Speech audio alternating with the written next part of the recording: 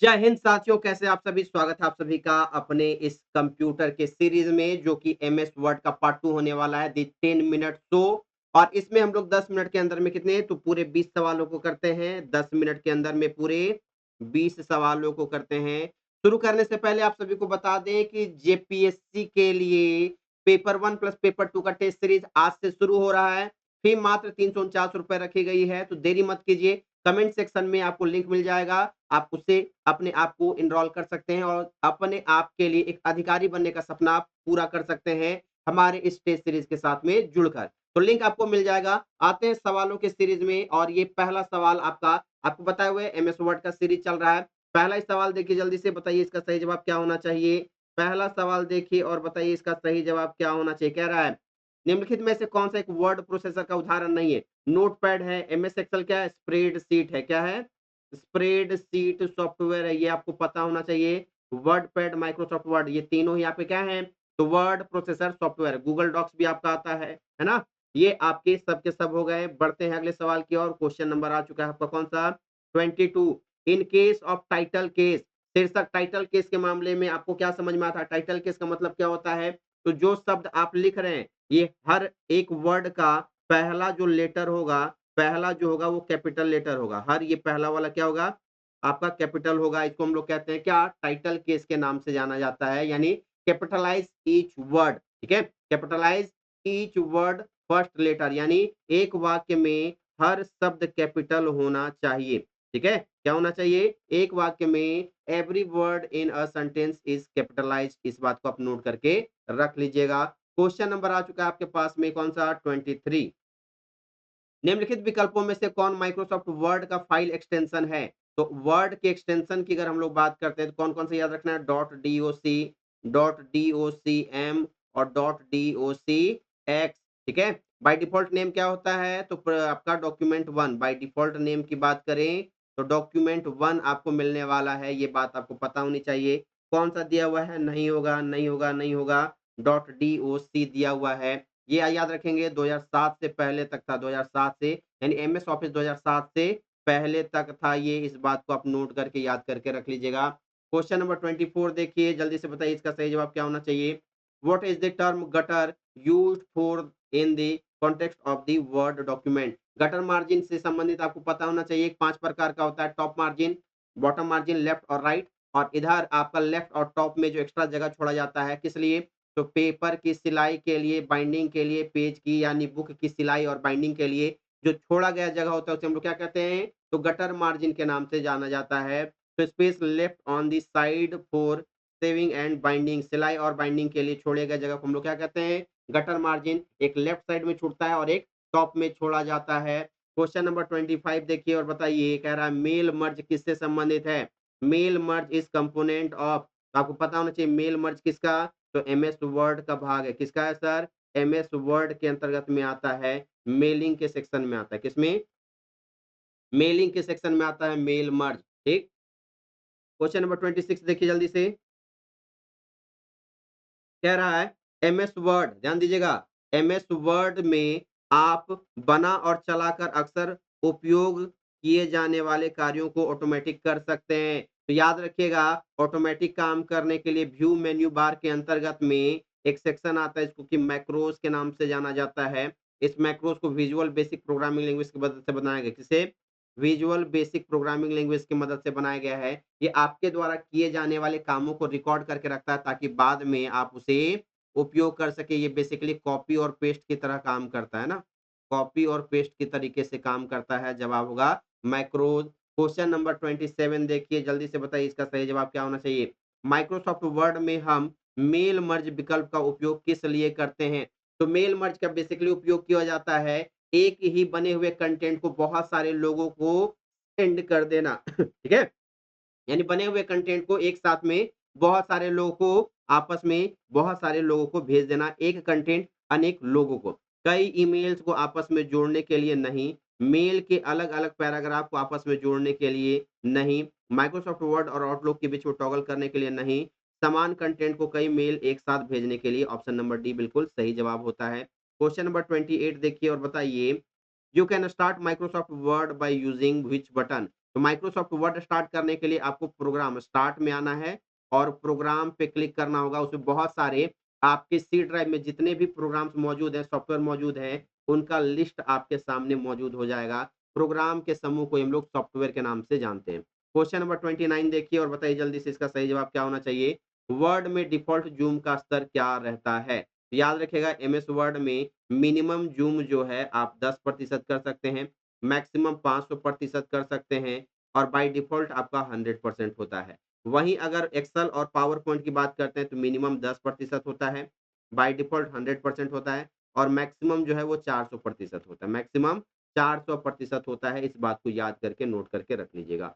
चलिए question number 30 देखिए और बताइए which of the following is not a built in feature of MS word? कह रहा है निम्न में से कौन सी एक एमएस वर्ड में अंतर्निहित व्यवस्था नहीं है? तो स्पेल चेक आप कर सकते हैं, डिक्शनरी कर सकते हैं, ट्रांसलेशन कर सकते हैं, ये सब रिव्यू मेन्यू बार के अंतर्गत में आता है। किसमें? रिव्यू मेन्यू बार में आता है, लेकिन लाइव स्ट्रीमिंग आपको यहाँ पे नहीं मिलने वाली है। क्वेश्चन नंबर 31 आ चुका है, देखिए और बताइए इस सवाल का जवाब क्या होना चाहिए? कक्षा में प्रस्तुति के लिए कौन सा सॉफ्टवेयर अधिक उपयोगी होगा? विच software is more useful for presentation in class? PPT present करने के लिए आपको पावर पॉइंट चाहिए। क्या चाहिए? पावर पॉइंट चाहिए या फिर इम्प्रेस चाहिए, है ना? इम्प्रेस चाहिए या गूगल का स्लाइड चाहिए। कौन-सा होगा? ऑप्शन नंबर सी बिल्कुल सही जवाब होता है। 32 देखते हैं, जल्दी से बताइए इस सवाल का सही जवाब क्या होना चाहिए? Which of the following is a customised bar? कह रहा है कस्टमाइज्ड बार है that comes with a set of independent commands and gives you easy ex you gives you easy access to commonly used commands in MS Word like save, undo, redo। Class में आपको बहुत बेहतर तरीके से पढ़ा दिए थे कि अंडू रीडू सेव वाला सेक्शन आपको टाइटल बार के किधर लेफ्ट साइड में टाइटल बार में कहा लेफ्ट साइड में मिलता है। उसको क्या कहते हैं? उसका नाम था sir quick access tool bar.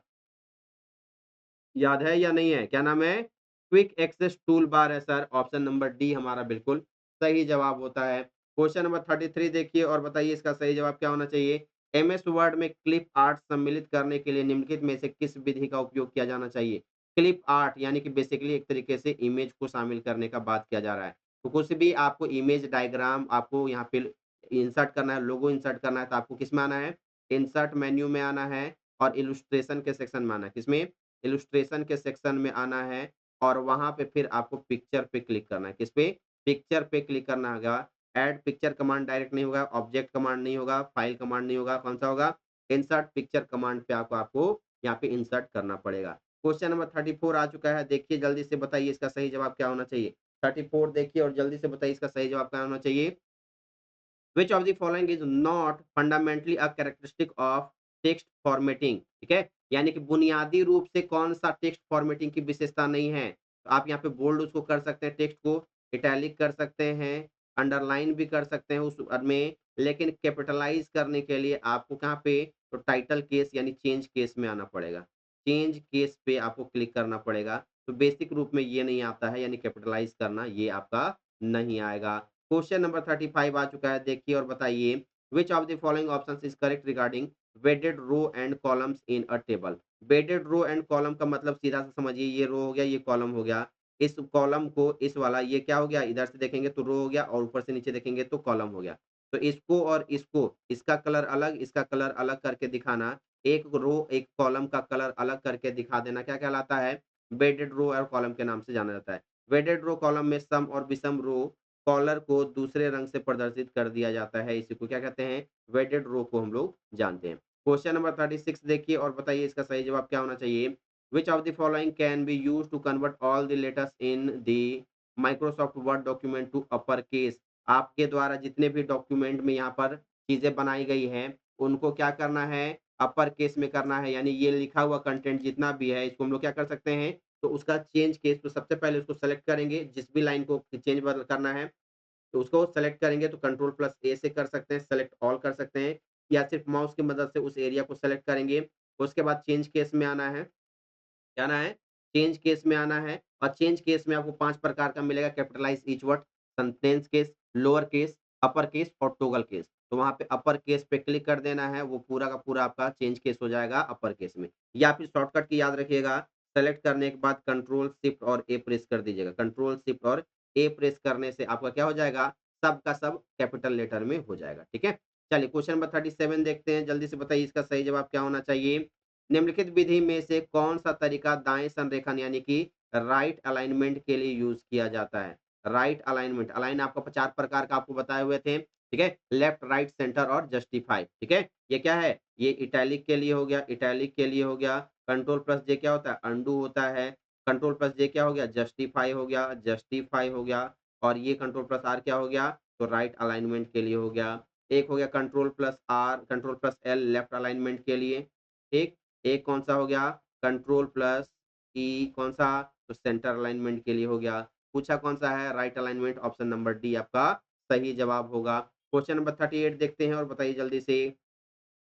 The facility that automatically fills forms etc with predetermined values is called। पहले से ही बताया गया है सारे नियमों और उसके आधार पर फॉर्म भरेगा तो ऑटो फिल के नाम से जाना जाएगा। क्वेश्चन नंबर 39 देखिए जल्दी से बताइए। एमएस वर्ड में बहुविध शब्दों, लाइनें, पैराग्राफ का चयन कौन सी कुंजी का प्रयोग करके किया जा सकता है? बाय यूजिंग व्हिच की कैन मल्टीपल वर्ड्स, यानी इसको सेलेक्ट किए, इसको अलग से सेलेक्ट करना है तो कंट्रोल का बटन आपको दबा के रखना होगा और माउस की मदद से उसको सेलेक्ट करते जाइए। ऑप्शन नंबर डी में टिक कीजिए, आगे बढ़िए। आखिरी सवाल आपके सामने आ चुका है, देखिए और बताइए इसका सही जवाब क्या होना चाहिए? Which of the following options under print preview is used to switch the page between portrait and landscape? दोनों ही किसके अंतर्गत में आते हैं? जवाब होगा सर ओरिएंटेशन के अंतर्गत में आता है। यानी पोर्ट्रेट को लैंडस्केप में, लैंडस्केप को पोर्ट्रेट में बदलना है तो किसमें आएगा? ओरिएंटेशन के अंतर्गत में आता है सर। ऑप्शन नंबर ए आपका बिल्कुल सही जवाब है। ये थे आज के आपके पूरे 20 के 20 सवाल। अगर आप जेपीएससी की तैयारी कर रहे हैं या जेएसएससी की तैयारी आपको करनी है और उसमें अगर आपको कंप्यूटर बाधा बन रहा है, तो आपको जेपीएससी में तो नहीं आएगा लेकिन जेएसएससी, एसएससी, रेलवे इन सभी एग्ज़ाम्स में कंप्यूटर आपके भर-भर के पूछे जाएँगे। ₹399 में कंप्यूटर का फाउंडेशन बैच आ चुका है। कमेंट सेक्शन में लिंक आपको मिल जाएगा। अगर वहाँ नहीं मिलता है तो फिर आपको जिज्ञासा लर्निंग ऐप डाउनलोड कर लेनी है। क्या करनी है? जिज्ञासा लर्निंग ऐप आपको डाउनलोड कर लेनी है और वहाँ से आप जेएसएससी कैटेगरी में आके इस बैच को जॉइन कर सकते हैं। अगर आप जेपीएससी के सपने देख रहे हैं, जेपीएससी आपको करनी है तैयारी, तो आपको कुछ नहीं करना है। फ्री का paper 1 plus paper 2, paper 1 plus paper 2 आपके लिए आ चुका है। आप कमेंट सेक्शन में देखिए लिंक आपको मिला हुआ है या फिर जिज्ञासा लर्निंग ऐप डाउनलोड कीजिए और पेपर 1 प्लस पेपर 2 की कंप्लीट तैयारी मात्र ₹1399 में आप कर सकते हैं। साथ ही साथ आज से आपका जेपीएससी का टेस्ट सीरीज भी शुरू हो रहा है। ₹349 में 10 टेस्ट आपको पेपर 1 के और 10 टेस्ट पेपर 2 के मिलने वाले हैं।